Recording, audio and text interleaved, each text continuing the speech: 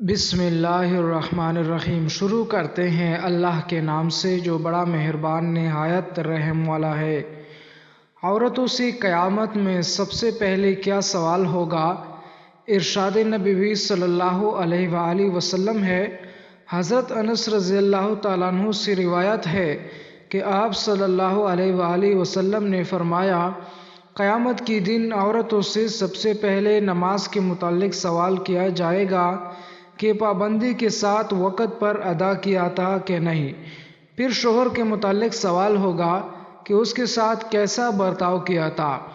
اس حدیث کے فائدے میں لکھتے ہیں، حشر کا میدان جو قلب و جگر کو پگھلا دینے والا ہوگا، اس میں عام مسلمانوں سے خواہ مرد ہو یا عورت، سب سے پہلا سوال نماز کے متعلق ہوگا۔ قیامت کے دن جو جان کو پگھلا دینے والا ہوگا، اس دن سب سے پہلا حساب نماز کا ہوگا۔ حضرت انس رضی اللہ تعالیٰ عنہ سے مروی ہے کہ آپ صلی اللہ علیہ وآلہ وسلم نے فرمایا، قیامت میں سب سے پہلے نماز کا حساب ہوگا۔ اگر یہ صحیح نکلا تو دوسرے اعمال بھی صحیح نکلیں گے، اگر اس میں گڑبڑ ہوئی تو دوسرے اعمال میں بھی گڑبڑ ہی ہوگی۔ عورتیں نماز میں بھی کوتاہی کرتی ہے۔ نئی عمر کی جوان عورتیں اکثر تارک نماز ہوتی ہے۔ کچھ کو تو بہانہ بناتی ہیں، بچوں کا پیشاب کپڑے میں لگا رہتا ہے۔ افسوس کہ یہ سب بہانے قیامت میں نہیں چلیں گے۔ جب سزا ملے گی تب پتہ چل جائے گا۔ اس لیے عورتوں کو چاہیے کہ نماز کی پابندی کرے۔ گھر کی بڑی عورتوں کو چاہیے کہ چھوٹی عمر سے ہی پابند صلاۃ بنائے۔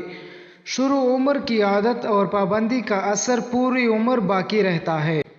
فرائض شریعہ کے مطابق عورتوں سے شوہر کے حقوق اور ان کی خدمت کے بارے میں سوال ہوگا۔